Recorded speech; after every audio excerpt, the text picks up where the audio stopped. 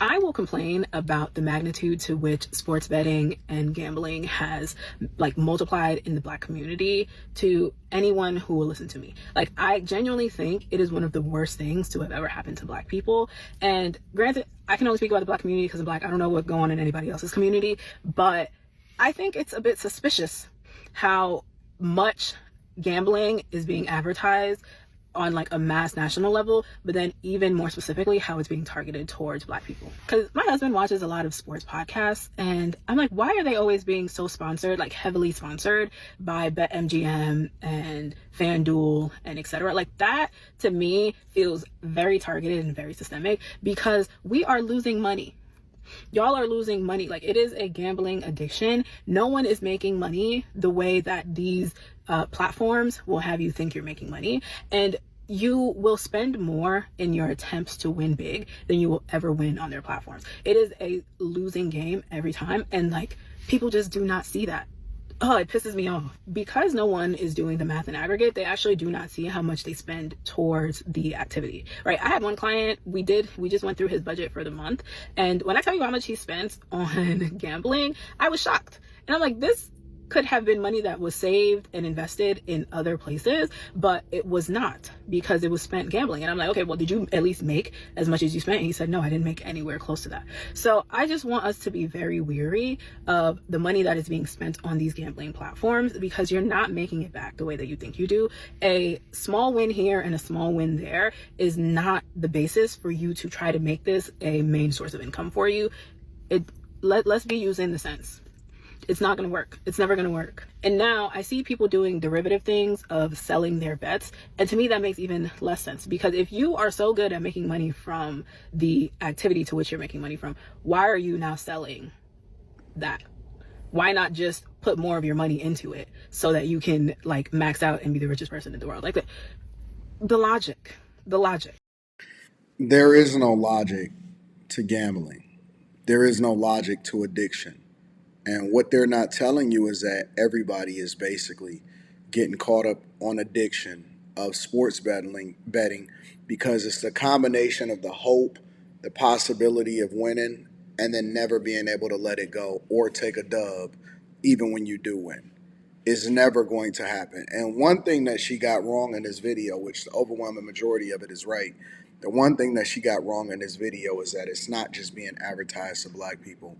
It's got a chokehold on everybody. It's on every podcast. I even got offered an opportunity to do it as an advertisement, and I had to turn it down because it's not ethical. And that doesn't mean that you're perfect or I'm perfect or anything like that, but I do know the ramifications for getting people addicted to something like that. That's just something that's just, it get a hold of people and it doesn't help them, and it's just going to completely ruin their life for the rest of their life. Flat out. I mean, it's bad. It's very bad. It is really sad to see the amount of young men right now that are desperately in the sports gambling trenches.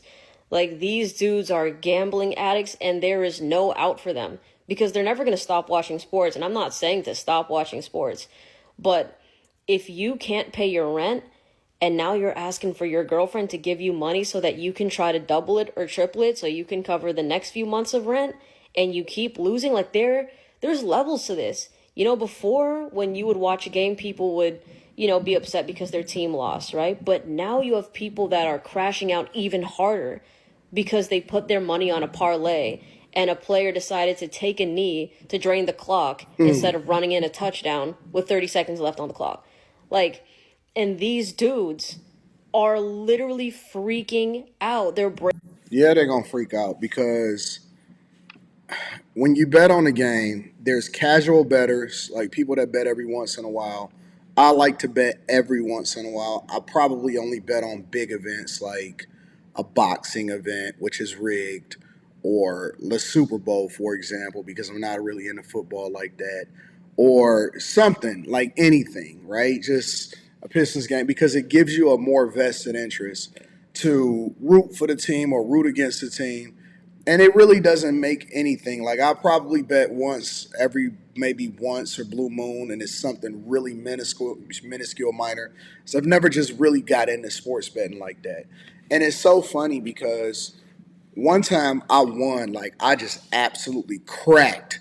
I cracked, and I actually documented it, and I talked about it on this channel some years ago, maybe a couple years ago or a year and a half ago. And it's so funny because I know that most people are losing because if you ever really win big consistently, they ban you. And that's the thing. They just completely banned me. They paid me and then they banned me. And they wouldn't even let me come in anymore. And it's so funny because the only two things that I know of that they'll ban you for is if you are a winning player at blackjack consistently and sports betting if you crack them.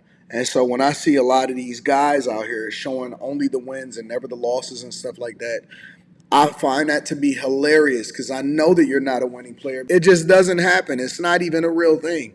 So, when you think about the chokehold that a lot of these sports places got on these people, it's crazy to me. It's absolutely insane. Breaking furniture, they're breaking their TVs. And I know that this has happened before, but it's happening even more now. And it creates such a hostile environment for them and their partners. So now, like, you learn that you can't control your emotions, and two, you got no money. It's really sad. I'm convinced that sports betting is running through the straight male community worse than crack did black people in the 80s. It is bad out here. I had no idea that the online gambling, the FanDuel, the DraftKings was running y'all's pockets that way. I had no idea. As someone who is single and does not hang around very many straight men, of course, y'all are down bad. I mean, I don't even know what that means. a quarter of men under the age of 30 engage in sports gambling. Parlays, the dumbest bet I've ever heard in my life. A parlay, you need multiple things to be true to win your bet. What?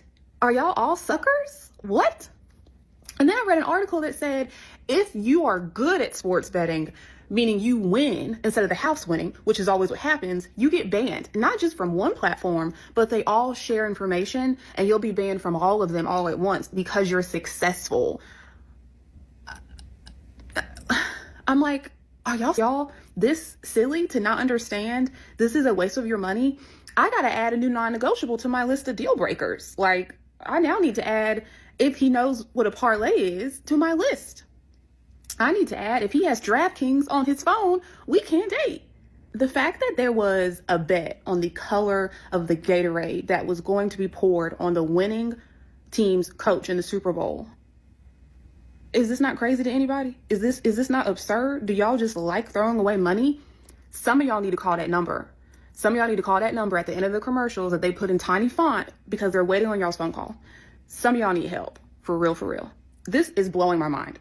Listen, I didn't know it was bad out here like this for y'all. I mean, they turn y'all every which way but loose. I'm talking a lot of mess, but truthfully, it's actually quite sad. And young men are the perfect targets for these sports betting platforms because they're overly confident. Like, young men think, oh, I can beat the system. Like, I can do it. Other people can't, but I'm smart enough to beat the system. Like, Yeah, she's right. I hate to agree with her because clearly she seems to be a feminist. And I don't know if that's a mole or an earring. I've never seen an earring at the end of somebody's nose, so that's kind of throwing me off if that's not a mole. But I'm not here to criticize if she got an earring on her nose or not. If you are in a relationship or you get into a situation where you talking to a guy and you notice that he's addicted to gambling, get the fuck out of there. I'm just telling you right now. Being objective, I have to tell you to get the hell out of there. And they get you addicted early because they know that it's going to be a lifelong gambling problem and you're going to give an egregious amount of money chasing this high.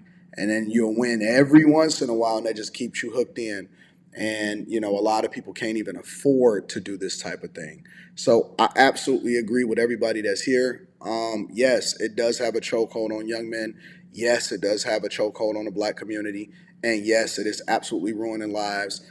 And it's becoming bigger and bigger every single day. And they advertising it on every medium that you can think of.